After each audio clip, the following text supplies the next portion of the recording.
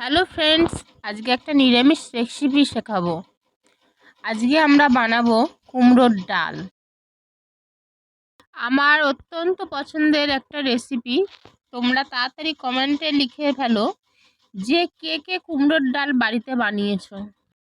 রেসিপিটা রেডি করার জন্য আমাদের প্রয়োজন কুমড়ো, মুগ ডাল, কাঁচা লঙ্কা, শুকনো লঙ্কা, আদা, পাঁচফোড়ন আর গন্ধরাজ লেবুর পাতা আর নুন, হলুদ। প্রথমে আদাটা থেতো করে নিয়েছি। তারপরে একটা কড়াইতে কিছুটা সর্ষের তেল দিয়ে ওর মধ্যে শুকনো লঙ্কা, পাঁচফোড়ন আর যে আদাটা থেতো করেছিলাম সেইটা দেব। আর দেব মুগ ডাল। মুগ ডালটা কিছুটা ভাজা ভাজা হয়ে আসলে ওর মধ্যে জল, নুন, হলুদ আর কাঁচা লঙ্কা দিয়ে ভালো করে ফুটিয়ে নেব। ডালটা ফুটে গেলে ডালটাকে ভালো করে গুলে নেব আর ওর মধ্যে কুমড়োটা দিয়ে দেবো।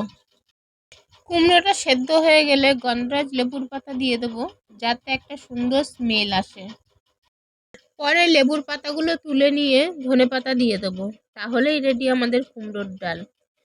রেসিপিটা যদি ভালো লাগে, লাইক, কমেন্ট অ্যান্ড শেয়ার করবেন। আর প্লিজ সাবস্ক্রাইব করতে ভুলবেন না।